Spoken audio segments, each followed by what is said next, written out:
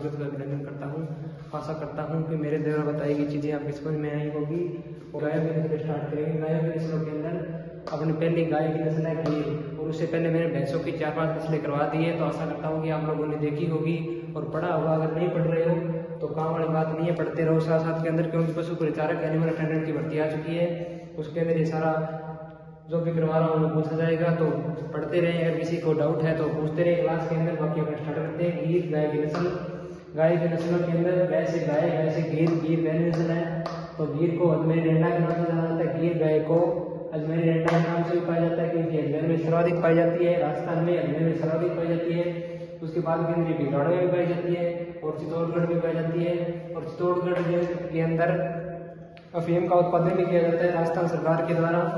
तो 1 गते शुक्रवार 2024 के अंदर ये एग्जाम के अंदर क्वेश्चन आया था। अभी जो रिसेंटली एग्जाम होता है रविवार को, उसके अंदर क्वेश्चन में आया था अफीम पेपर सोनिफर।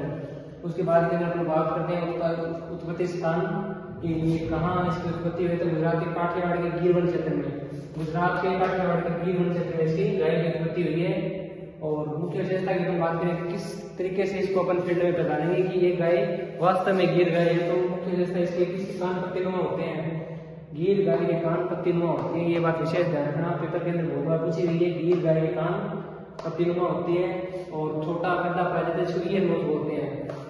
गीर गाय के अंदर कान के अंदर छोटा गड्ढा पाया जाता है, जिसको ईयर नोज बोलते हैं। इसके बाद के अंदर अर्धचंद्राकार सींग होते हैं। गीर गाय के सींग अर्धचंद्राकार होते हैं और चाबुकनुमा पूंछ होती है, जो जमीन को छूती है। चाबुकनुमा पूंछ का मतलब हो गया जो नीचे पेट तक जमीन तक जाती है, जमीन को छूती है।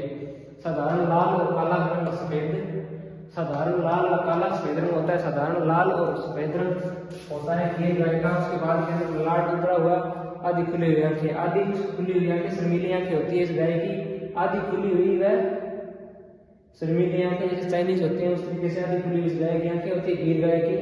दूध उत्पादन 1500 से 1800 लीटर प्रति दंतकाल। गीर गाय का दूध उत्पादन 1500 से 1800 लीटर प्रति दंतकाल। और दुग्ध वसा के अंदर अपन बात करें तो 4.5% पाई जाती है, 4.5%। और नर का भार होता है 540 kg, मादा का भार होता है 386 kg।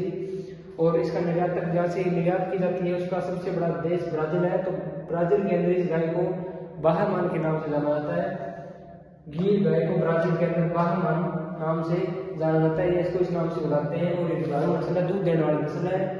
और गाय की नस्ल है गीर। तो उत्पत्ति स्थान है इसका काठियावाड़ का गीर वन क्षेत्र। और राजस्थान के अंदर अजमेर में सर्वाधिक पाई जाती है, जिसका इसको अजमेरी रेंडा नाम से जाना जाता है। और विशेष बात मुख्य बात इसके कान पत्तीनुमा होती है और छोटा गड्ढा होता है, जिसको ईयर नोज बोलते हैं। गीर गाय के अंदर छोटा गड्ढा होता है कानों के अंदर, जिसको ईयर नोज बोलते हैं। पत्तीनुमा कान होते हैं। सींग चाबुकनुमा, चाबुकनुमा सींग का मतलब हो गया, पूंछ का मतलब हो गया। चाबुकनुमा पूंछ का मतलब हो गया जमीन को छूकर चलती है ये पूंछ। और साधारण लाल और काला और सफेद धब्बे होती हैं। आंखें खुली हुई शर्मीली आंखें होती हैं। और दूध उत्पादन 1500 से 1800 लीटर प्रति दंतकाल। और दूध वसा 4.5% होती है। और निर्यातक देश ब्राजील है और ब्राजील के देश गाय को बाहमान के नाम से जाना जाता है।